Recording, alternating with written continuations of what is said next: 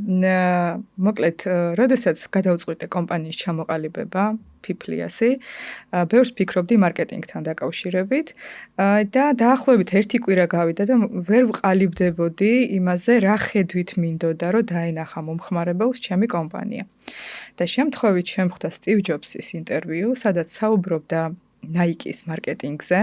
და Nike-ის მარკეტინგზე ყოველთვის მე პირადად Just Do It მახსენდა, Just Do It. ეხლა ხო შეცვალეს ჯენზის მოარგეს და მოკლედ მთელი ამბავი ატყდა, რომ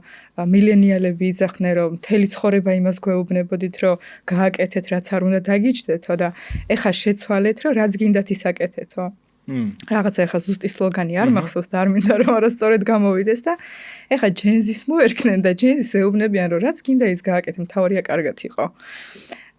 ხო და ეხლა ცოტა გადავუხვია, მოკლედ Nike-ის მარკეტინგი იყო ყოველთვის ის, რომ ათლეტებს აფინანსებდა, ფეხსაცმელი იქნებოდა ეს თუ მაისურები თუ ასე შემდეგ, ანუ Nike-ის ლოგო ქონდა, ისეთი სპორტსმენების ესე ვთქვათ, სახე, კი არა და სახე იყო Nike-ის ისეთი სპორტსმენები, რომლებიც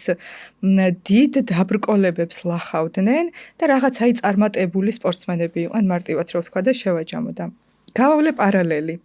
რომ რა შემეძლო რომ გამეკეთებინა მე, როგორც სტარტაპერს, რომელიც არის HR აუთსორსი და ამ ქვეყანაში ძალიან ბევრმა კომპანიამ და ადამიანმა ჯერ HR-ი რა არის ის არიციან და პლუს აუთსორსი უნდა ამეხსნა კიდე დამატებით. და გადავწყვიტე, რომ Nike-ის მოდელი გადმომეტანა ჩემთან, ცოტა ხმამაღლა ჟღერს, მაგრამ ირიბად რო შემოატრიალო ეს ფრაზა, უკანა მხრიდან აწერია, რომ შექმენი ღირებულება. ანუ Nike რასაც აკეთებდა, იგივე მოდელი წამოვიღე და People-ი შექმნა სტარტაპერი პოდკასტი, რომელიც ეხმარება ბიზნესს და სტარტაპებს, რომ გახდნენ ან წარმატებულები, ან გააზიარონ თავისი პროდუქტი, საკუთარ თავზე ისაუბრონ და ასე შემდეგ და ასე